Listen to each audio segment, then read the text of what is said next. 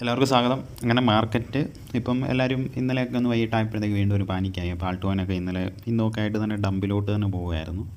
നല്ല രാത്രി തൊട്ട് വീണ്ടും ഒരു ഡമ്പ് വന്നു. എന്ന് വെച്ചാൽ ഫെബ്രുവരി 3 ഏറ്റവും വലിയൊരു ക്രാഷ് വന്നു അറിയാമല്ലോ. കുറേ നാളുകൾക്ക് ശേഷം ഏകദേശം ഒരു 2022 വലിയൊരു ലിക്വിഡേഷൻ അങ്ങനെയൊക്കെ ഒന്ന് വന്നത്. ഭയങ്കര ഒരു ലിക്വിഡേഷൻ വന്നിട്ടുണ്ട് അന്ന്. ഓക്കെ, അന്നൊക്കെ എൻ്റെ ഒരു ട്രേഡൊക്കെ 5x ലെവറേജിൽ പോലും പെട്ടെന്ന് അടിച്ചു പോയി.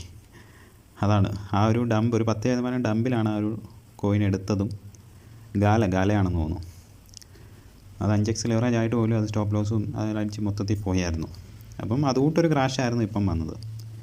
അപ്പം നമ്മൾ അപ്ഡേഷൻ ചെയ്തിട്ടുണ്ടായിരുന്നു. അപ്പം ബിറ്റ് കോയിനെ എപ്പോഴും നിങ്ങൾക്ക് ട്രസ്റ്റ് ചെയ്യാം.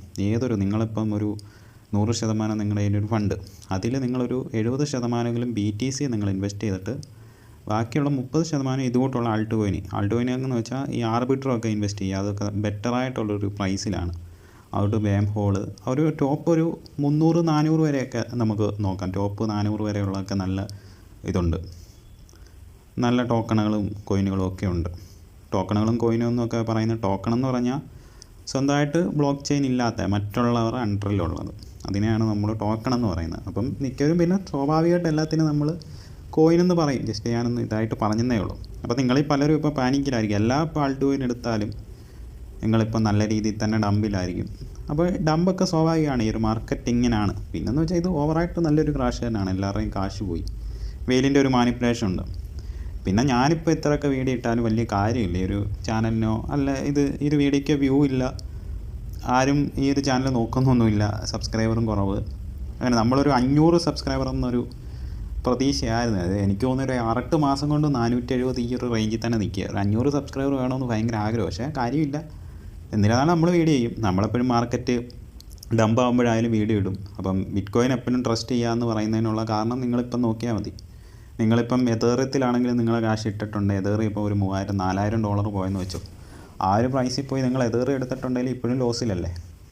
അപ്പോൾ ആ ഒരു ബിറ്റ് കോയിനിലാണെങ്കിലോ നിങ്ങളിപ്പോൾ ഒരു $10,000 $20,000 ഒക്കെ എടുത്താൽ നിങ്ങളെപ്പോഴും പ്രോഫിറ്റില്ല. അതെന്ന് വെച്ചാൽ വീണ്ടും കൂടിക്കൊണ്ടിരിക്കുക. ഓക്കെ, അപ്പം ബിറ്റ് കോയിനിൽ എപ്പോഴും നിങ്ങളുടെ ഇൻവെസ്റ്റ്മെൻറ്റ് വേണം.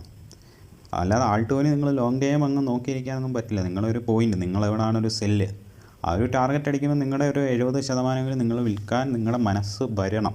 അല്ലാതെ ഇനിയും പോകുമെന്ന് പറഞ്ഞുകൊണ്ടിരുന്നാൽ ചിലപ്പം ആൾട്ട് കോയിനൊക്കെ ഒറ്റയടിക്കായിരിക്കും ഡമ്പാവുന്നത്. ഇപ്പോൾ ഒരു ക്രാഷ് കണ്ടിട്ടുണ്ടായിരിക്കും ത്രോൺ ചെയിന്, അതായത് റൂണേന്ന് പറയും.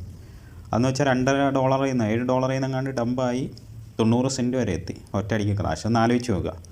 അപ്പം മറ്റുള്ള ആൾട്ട് കോയിനെല്ലാം വോളറ്റാലിറ്റിയാണ്. ഓക്കെ, എപ്പം വേണമെങ്കിലും ഡമ്പാവാം.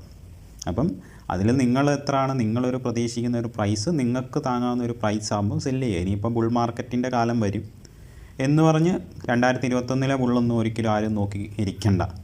എല്ലാ ആൾട്ട് കോയിനും ഒക്കെ ഈ റണ്ണാവാൻ പാടാണ്. റണ്ണെന്ന് വെച്ചാൽ റാലി തരാൻ പാടാണ്. എന്ന് വെച്ചാൽ ഒരുപാട് ഇപ്പം ഡെയിലി ഇപ്പോൾ കോയിനും ഇപ്പം സൊളാനയുടെ അതിലായാലും ഓരോ കോയിനുകളും അതൊക്കെ ഇറങ്ങിക്കൊണ്ടിരിക്കുമല്ലേ. അപ്പം വലിയൊരു റാലിയൊന്നും പ്രതീക്ഷിച്ച് ആരും നോക്കരുത്. നിങ്ങൾക്ക് കിട്ടാവുന്നൊരു പ്രോഫിറ്റ് തൃപ്തിപ്പെടുക, അത്രയേ ഉള്ളൂ. അപ്പം മാർക്കറ്റ് ഇപ്പോഴും നല്ലൊരു അവസരമാണ്. നിങ്ങളെ ഫുള്ള് ഫണ്ടും ആൾട്ട് കോയിനെ ഒരിക്കലും ഇടരുത്. അതിപ്പോഴും പറയുന്നു, എപ്പോഴും പറയും. അപ്പോൾ അടുത്ത വീഡിയോ ആയിട്ട് കാണാം. എല്ലാവർക്കും ഒരിക്കൽ കൂടി നന്ദി, നമസ്കാരം.